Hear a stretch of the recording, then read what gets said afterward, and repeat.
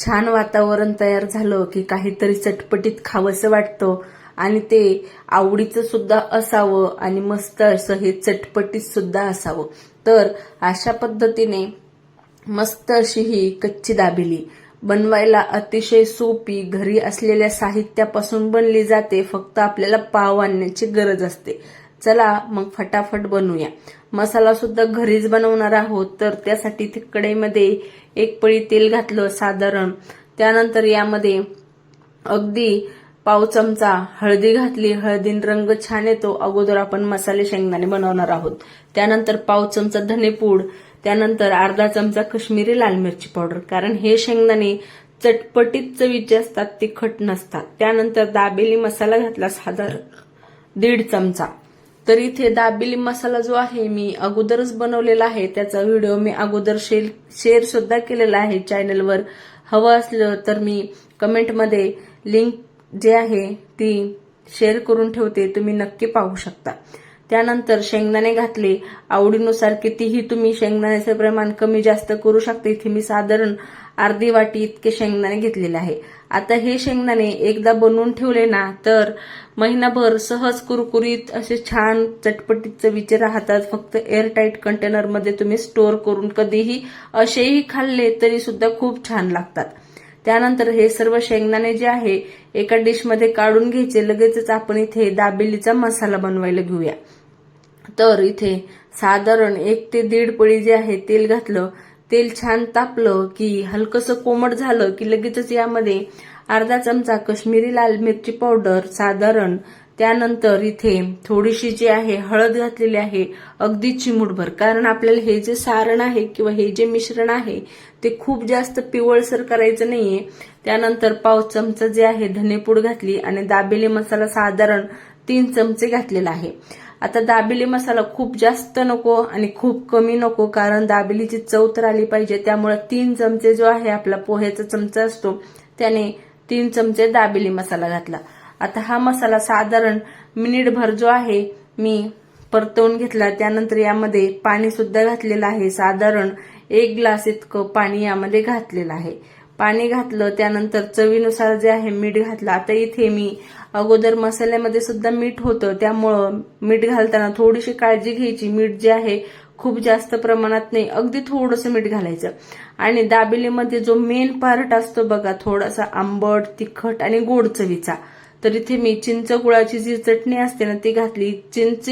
नुसती चिंच भुजवून चिंचेचा कोळ अजिबात घालू नका, त्याने काय होतं, हा जो आपला मसाला आहे आंबट होण्याची शक्यता असते। त्यामुळे आपण बघा चिंच गुळाची किंवा मग चिंच गुळ खजुराची चटणी असते ती घातली तरी सुद्धा चालेल। त्यानंतर 3 ते 4 बटाटे जे आहे उकडवून ठेवलेले होते, साल सुद्धा काढून ठेवले, साधारण तासभर अगोदरच मी उकडून ठेवलेले होते, म्हणजे ते काय होतं छान थंड सुद्धा होतात आणि त्याचं जे पाणी सुटतं ना बटाट्याचं तर ते सुटत नाही। त्यानंतर हातानेच कुस्करून जे आहे मसाल्यामध्ये घातले, चमच्याने मिक्स करून घेतले। आता असे कितीही मिक्स केले तरी सुद्धा ते जे सारण आहे ते होणार नाही, कारण हे जे सारण असतं ना दाबेलीचं थोडंसं पातळ कन्सिस्टन्सीचं असतं। म्हणजे आपण बघा ज्यावेळेस बटाटे वड्याचा मसाला करतो ना तर ते मिश्रण अगदी घट्टसर हवं, तर त्याच पद्धतीने दाबेलीचं जे मिश्रण असतं ना थोडंसं मऊसर असतं, त्यामुळे पाणी यामध्ये घातलं जातं। त्यानंतर स्मॅशरने जे आहे मस्त असा हा बटाटा स्मॅश करून घेतला। आता बटाटा स्मॅश करून घेतला, इथं मला थोडंसं पाणी कमी वाटत होतं, त्यामुळे साधारण 2 ते 3 चमचे मी पाणी परत यामध्ये घातलेलं आहे। आणि अशा पद्धतीने हा जो मसाला आहे संपूर्ण व्यवस्थित जो आहे परत मिक्स करून घेतला आणि परत स्मॅशर जे आहे साधारण मिनिटभर जे आहे स्मॅश करून घेतलं। म्हणजे काय होतं, सगळीकडे मसाला व्यवस्थित पोहोचला जातो, बटाटा सुद्धा छान पद्धतीने स्मॅश होतो। तर हा जो बटाट्याचा मसाला आहे म्हणजे दाबेलीचा जो मसाला आहे बनवायला अतिशय सोपा आहे। आणि दाबेली मसाला जो आहे ना आपण एकदा बनवून साधारण 6 महिन्यांसाठी स्टोअर करून ठेवू शकतो। त्यामुळं मी एकदाच दाबेली मसाला बनवलेला होता आणि मी मागच्या व्हिडिओमध्ये दाबेली मसाल्याची रेसिपी शेअर केलेली आहे, तुम्ही नक्कीच पाहू शकता। त्यानंतर थोडंसं अगदी चिमूटभर मीठ घातलं आणि हे जे सारण आहे पूर्णतः थंड करून घेऊया। त्यासाठी एका ताटामध्ये हे सारण जे आहे संपूर्ण काढून व्यवस्थित असं पसरवून घ्यायचं, कारण आपण लगेचच इथे जे दाबेलीचा मसाला असतो किंवा मग ते दाबेलीचं सारण असतं ते लगेचच आपण इथे तयार करणार आहोत. पण त्या अगोदर हे सारण पूर्णतः थंड करून घ्यायचं आणि थंड झाल्याशिवाय दाबेली अजिबात बनवायला घ्यायची नाही. नाहीतर काय होतं ना, ते पाणी सुटल्यासारखं थोडंसं चिवटपणा येतो. त्यामुळं काय करायचं, हे जे दाबेलीचा मसाला आहे म्हणजे दाबेलीचं सारण जे आहे ना, पूर्णतः थंड करून घ्यायचं. साधारण तुम्हाला जर आता दाबेली इमर्जन्सी खायची असेल किंवा खूप पटापटा करायचे असले तर हे सारण तुम्ही तासभर अगोदर बनवून ठेवू शकता, म्हणजे पूर्णतः थंड होऊ शकतं. तसेही अर्धा तासामध्ये पूर्णतः थंड होतं. त्यानंतर दाबेलीची जी लाल चटणी असते बघा, त्याने खरी चव जी आहे दाबेलीची ह्या लाल चटणीला असते.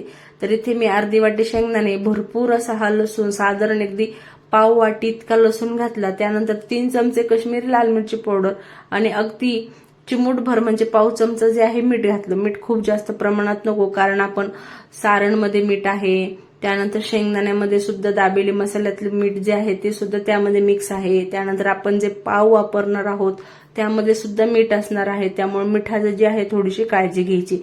त्यानंतर मिक्सरला ही जी चटणी आहे फिरवून घेतली आणि ही चटणी पातळ कन्सिस्टन्सीची असते, त्यामुळे परत एकदा पाणी घातलं आणि परत ही चटणी जी आहे फिरवून घेतली. आणि बघा काय मस्त असा हा रंग आलेला आहे, लाल चटक ही चटणी, आणि खायला तर इतकी अप्रतिम लागते. तुम्ही दाबेलीच्या पावला लावून दाबेली सोबत सुद्धा खाऊ शकता किंवा मग चपाती भाकरी सोबत जरी खायची असली ना तरी सुद्धा खूप छान लागते.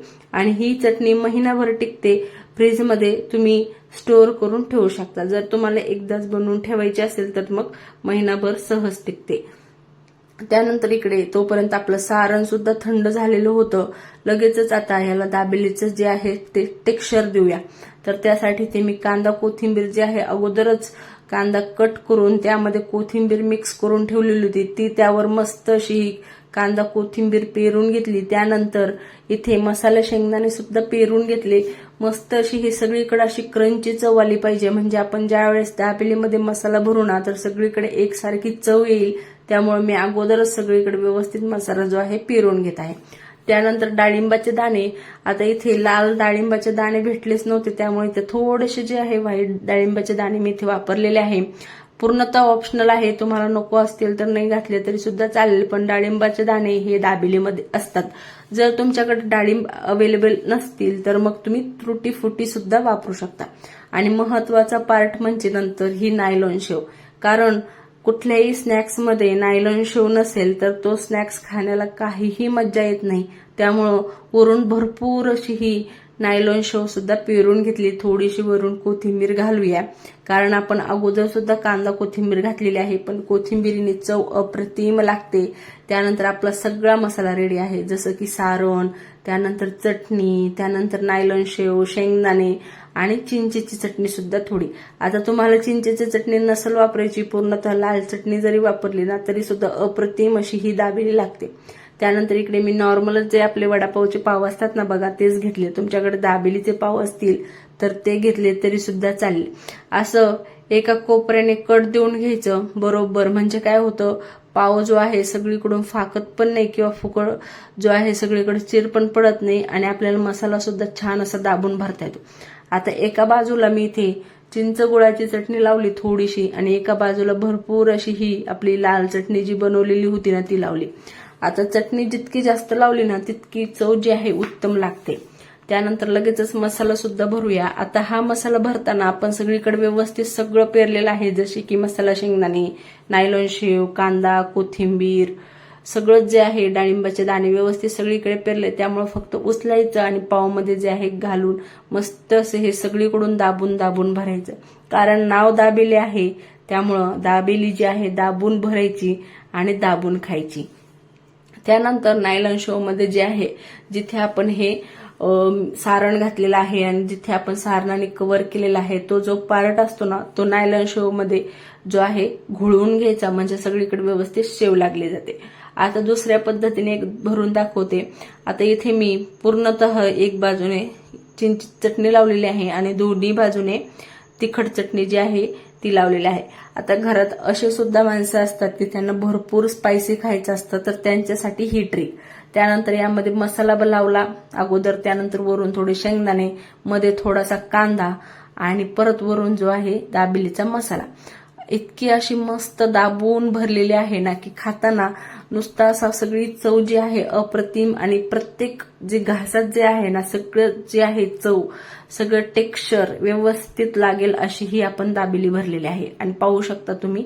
त्यानंतर लगेचच ही सुद्धा दाबेली जी आहे शेवमध्ये कोट करून घेतली. तर अशा पद्धतीने मी दाबेली भरून घेतलेल्या आहे. आता तुम्हाला एकदा सर्व दाबेली भरल्या तरी सुद्धा चालेल, किंवा मग एका बाजूने एक जे आहे एका वेळेसची भाजून दुसऱ्या वेळेस जरी भरली ना बाकीच्या तरी सुद्धा चालेल. त्यानंतर इकडे मी जाडबुडाचा जो तवा असतो ना आपला लोखंडी तवा, किंवा मग नॉनस्टिक घेतला तरी सुद्धा चालेल. त्यानंतर त्यावर मस्त असं भरपूर बटर घातलं. तवा छान पद्धतीने तापलेला होता, त्यावर बटर घातलं. आता इथे बटर नसेल तर साजूक तूप तर सगळ्यांच्या घरामध्ये अवेलेबल असतं. साजूक तुपामध्ये भाजू शकता, किंवा मग लोणीमध्ये. आणि जर काहीच नसेल तर तेलामध्ये जरी भाजलं ना तरी सुद्धा फार उत्तम लागते.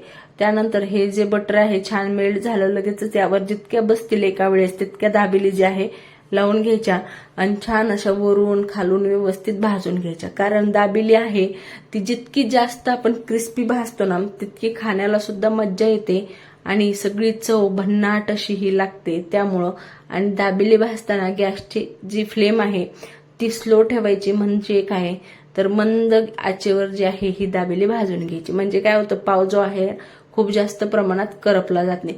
वरून सुद्धा थोडं थोडं बटर जे आहे मी लावून घेतलं आणि अलट पलट करत जी आहे ही दाबेली मी भाजून घेत आहे. इतकी अप्रतिम चवीची ही दाबेली तयार होते. दाबेली म्हणजे सगळ्यांनाच आवडीचा हा पदार्थ आहे, सगळ्यांच्या आवडीचा हा विषय आहे. तर कुणीही नाक न मुरडता ही दाबेली एन्जॉय करतं. म्हणून संध्याकाळच्या वेळेस किंवा मग चहा सोबत किंवा मग काहीतरी चटपटीत खायचंय, आता छान असं पावसाचं वातावरण सुद्धा होतं, तर काहीतरी चटपटीत हवं असतं, तर अशा पद्धतीने संध्याकाळसाठी तुम्ही हा मेन्यू बनवू शकता. मस्त असा हा झटपट तयार होतो. फक्त अगोदर मसाला बनवून ठेवा, मग काय फक्त दाबेली भरायची, भाजायची आणि खायची. मस्त अशी ही सर्व करून घ्या. तर अशा पद्धतीने ही दाबेली भाजून झाली. लगेचच एका डिशमध्ये काढून घेऊया. आता जसं आपण बाहेर गाडीवर किंवा मग कुठेही खायला जातो दाबेली, तर ते मस्त असे हे आपल्याला पेपर जो असतो त्यावर अशी सर्व करून त्यासोबत मस्त अशी ही लाल चटणी किंवा मग चिंचेची चटणी सर्व करत असतात. तर त्याच पद्धतीने मी इथे सुद्धा सर्व करत आहे. तर मस्त अशी ही पेपरवर दाबेली दिली, त्यानंतर वरून मस्त अशी ही लाल चटणी. आता तुम्हाला लाल चटणी सोबत आवडेल की चिंचगुळ्याच्या चटणी सोबत, कशासोबत खाता तुम्ही मला नक्की कमेंट करून सांगा. वरून थोडासा कांदा, त्यानंतर थोडेसे शेंगदाणे आणि थोडीशी नायलॉन शेव. मस्त अशी ही भन्नाट चवीची आपली दाबेली तयार होते. बनवायला अतिशय सोपी आणि खायला इतकी टेस्टी की न खाणारे सुद्धा मागून मागून खातील. तर अशा पद्धतीने आपली जी दाबेली आहे ती तयार झाली. मस्त असा हा बेत आहे. नक्की एकदा ट्राय करा. रेसिपी आवडली तर चॅनलला प्लीज प्लीज प्लीज सबस्क्राईब करा.